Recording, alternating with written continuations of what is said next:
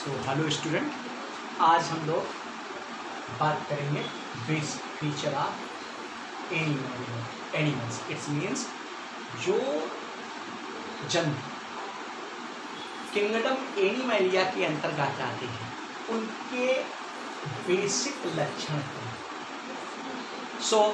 जैसे कि आपको पता है कि इनके बेसिक फीचर क्या क्या हो सकते हैं। यूकैरियोटिक, ये सब के सब कैसे होते हैं? यूकैरियोटिक। इसका मतलब इसमें कोई भी ऐसा ऑर्गेनिज्म नहीं रखा गया जिसके अंतर्गत कोई भी ऐसा जंतु नहीं रखा गया जो प्रोकैरियोटिक। मल्टी सेलुलर, इसका मतलब ये बहुकोशिकीय होते हैं। हेट्रोट्रॉपिक, हेट्रोट्रॉपिक मीन्स ये विविध कोषी होते हैं, ये कभी भी ऑटोट्रॉपिक नहीं होते, अर्थात ये अपना भोजन स्वयं नहीं बना सकते। ये 3 पॉइंट बहुत सरल हैं, ये आसानी से आपको पता होते हैं। लेकिन अब मेन क्वेश्चन शुरू होता है, होलोजोइक मोड ऑफ न्यूट्रिशन, अर्थात इनमें जंतुसम। होलोजोइक का मतलब क्या हुआ? जंतुसम न्यूट्रिशन होता है। पोषण किस तरह का होगा? जंतुसम। तो जंतुसम न्यूट्रिशन किसको कहते हैं? जंतु सम पोषण। इनमें जंतु सम पोषण अर्थात होलोजोइक मोड ऑफ न्यूट्रिशन होता है। इसका मतलब क्या है? They take food in the form of solid और लिक्विड, मतलब ये अपने भोजन को सॉलिड मीन्स ठोस या तरल द्रव के रूप में ग्रहण करते हैं और उसका पाचन करते हैं। ये बात सबसे इंपॉर्टेंट है। Digestion it's means they digest it, it's means ये भोजन का पाचन करते हैं। ये point holozoic mode of nutrition एक यूनिक पॉइंट हो गया। यहाँ तक आपको पता थी, लेकिन होलोजोइक वर्ड बहुत से स्टूडेंट को पता नहीं होता हुआ कि इसका मतलब क्या है। तो आपने समझ लिया कि इसमें भोजन को सॉलिड या लिक्विड के रूप में ग्रहण करने के बाद उसका पाचन करते हैं। अब आता है ग्रोथ। देखो, ग्रोथ तो नॉन लिविंग या कहा जाए कि निर्जीवों में भी हो सकती है, जैसे पत्थर बढ़ते रहते हैं। लेकिन यहाँ पर ग्रोथ कैसे होगी? ग्रोथ बाय सेल डिवीजन, अर्थात कैसे? कोशिका विभाजन के द्वारा। कोशिका विभाजन की। इनमें ग्रोथ कैसे होगी? कोशिका विभाजन के द्वारा ये जंतु अपनी वृद्धि करते हैं। अब आता है लोकोमोशन। लोकोमोशन मीन्स गति। सबको पता है लोकोमोशन मीन्स गति की, तो ये गति क्यों प्रदर्शित करते हैं? ये भोजन की खोज में और अपने आवास के लिए एक स्थान से दूसरे स्थान पर जाते हैं। किसके लिए? अपने भोजन की खोज अथवा आवास के लिए ये एक स्थान से दूसरे स्थान पर जाते हैं। लेकिन sponge, except sponge, it's means Porifera के जंतु जिन्हें स्पंज कहते हैं, ये गति नहीं करते, अर्थात ये कैसे होते हैं? सेसाइल। सेसाइल का मतलब स्थिर, ये स्थिर रहने वाले जंतु हैं।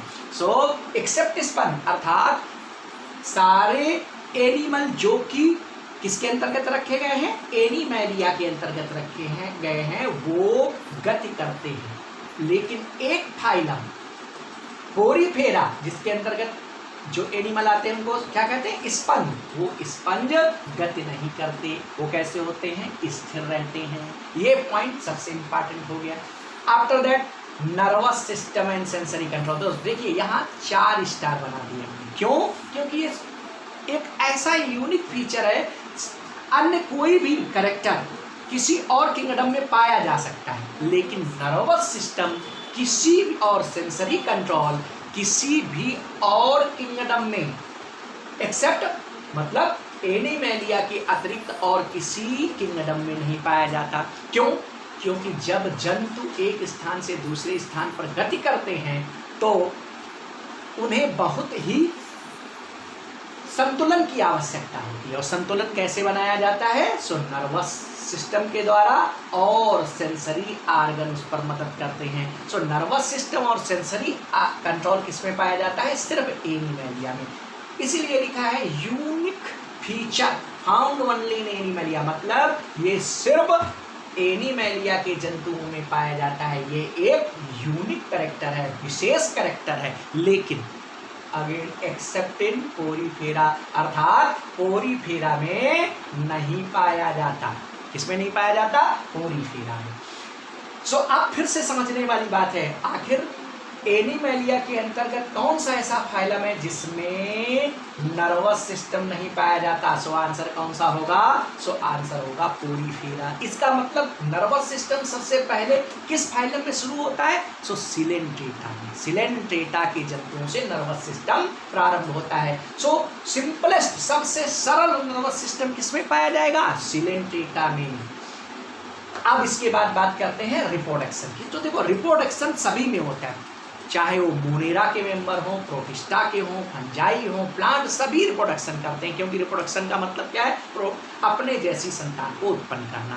तो सभी में पाया जाता है, परंतु यहाँ पर एनिमैलिया में कैसा रिप्रोडक्शन होता है? मुख्यतः सेक्सुअल रिप्रोडक्शन पाया जाता है। Mainly sexual reproduction found. कैसा?